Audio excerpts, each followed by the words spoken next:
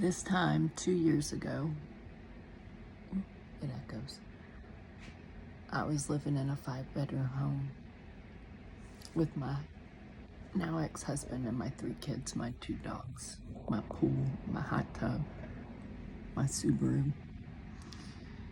This time last year, I was homeless, living at a homeless shelter.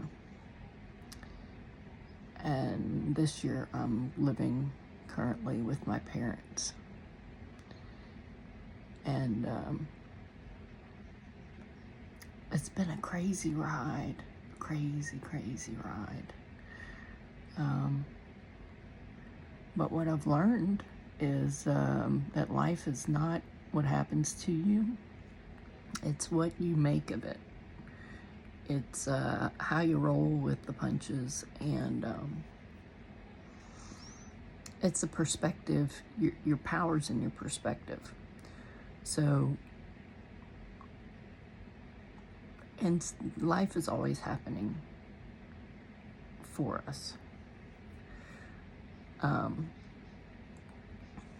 Because our 3D reality, the reality that you experience here on Earth, is a projection of your subconscious beliefs and your conscious beliefs, but more so your subconscious. Your conscious beliefs aren't so surprising. It's the stuff that happens that you're like, what is going on? Like, that's your subconscious, and that's how God, the universe, makes us. That's how, right now, consciousness on the planet is rising.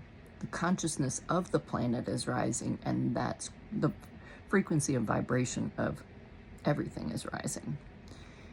And so whatever is of a lower frequency, like traumas and things like that, is being pushed up to the surface. That's why things are getting kind of unusual. And so we are spiritual beings having a human experience. So the best way to ride this out is by observing. And, well, first you gotta know how to regulate your nervous system. And the best way to do that is breath work, breathing. Just breathe. Remember to breathe. Remember that this too shall pass.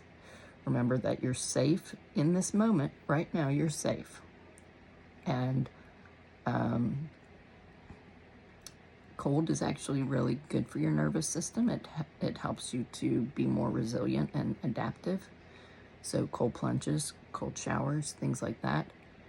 It helps you learn how to regulate your own nervous system. It teaches you how to regulate your own nervous system. So that's really the key to, I guess, making it through this without and keeping a peaceful state of mind.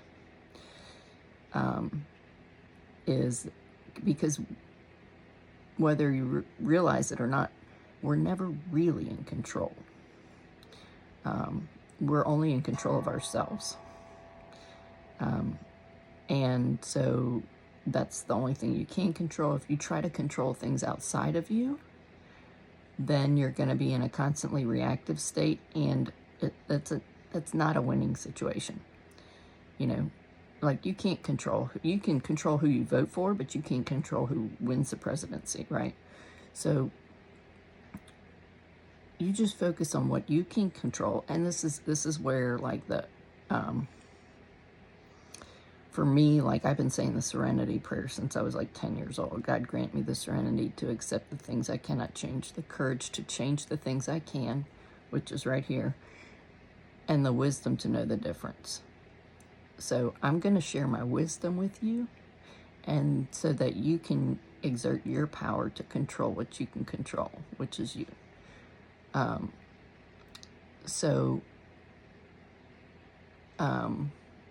And I'll share some of my story, but, like,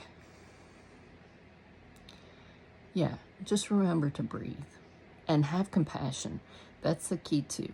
That's the key that I didn't know I didn't have. I didn't know that I didn't have any compassion for myself. And it's not so much, you can't have compassion for other people if you don't have compassion for yourself, for one. So what that looks like for me is,